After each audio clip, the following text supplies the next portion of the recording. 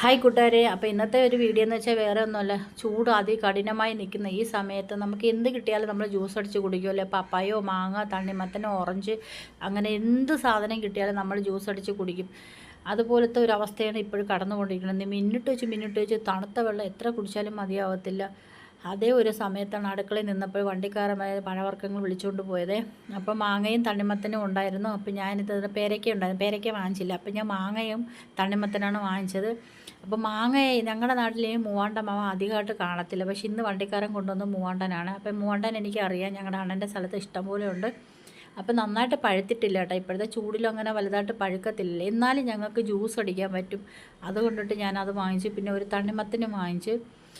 എന്ത് കിട്ടിയാലും ജ്യൂസ് അടിക്കും. തക്കാളി ആണെങ്കിൽ തക്കാളിയും ജ്യൂസ് അടിക്കും. അതാണ് ഇപ്പോഴത്തെ ഒരു അവസ്ഥ. അപ്പോൾ തണ്ണിമത്തനെടുത്ത് കുറച്ച് സമയം ഞാൻ ഫ്രിഡ്ജിൽ വെച്ചിട്ടാണ് എടുത്തത്. ഇച്ചിരി തണുത്ത് കിട്ടി. അതുപോലെ തന്നെ കുപ്പിയിൽ തണുത്ത വെള്ളം ഇഷ്ടംപോലെ സ്റ്റോക്കാണ്. അപ്പം തണുത്ത വെള്ളവും പഞ്ചസാരയും കൂടെ ചേർത്ത് ഒരു പകുതി എടുത്ത് തണ്ണിമത്തൻ്റെ ജ്യൂസ് അടിച്ച് പിന്നെ പകുതി ബാക്കി വെച്ചിട്ടുണ്ട്.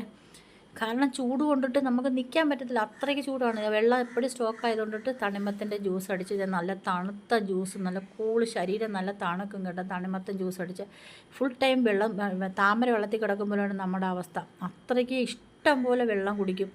ആ ഒരു സമയത്ത് തണ്ണിമത്തനും കൂടെ കിട്ടിയാൽ ഇത്തിരി കൂടെ ഉന്മേഷമാവും. അപ്പോൾ തണ്ണിമത്തൻ്റെ ജ്യൂസൊക്കെ കുടിച്ച് ഉന്മേഷത്തോടുകൂടെ ഇരിക്കുന്നത്. അപ്പോൾ ഈ വീഡിയോ ഒന്ന് ഇഷ്ടപ്പെട്ട എല്ലാവരും ഒന്ന് ലൈക്ക് അടിക്കണം, ഷെയർ ചെയ്യണം. സബ്സ്ക്രൈബ് ചെയ്യാത്ത ആരെങ്കിലും ഒന്നെങ്കിൽ ഒന്ന് സബ്സ്ക്രൈബ് ചെയ്തേക്കണേ കൂട്ടുകാരെ. അപ്പോൾ ഇത്രയൊക്കെ ഉള്ളൂ.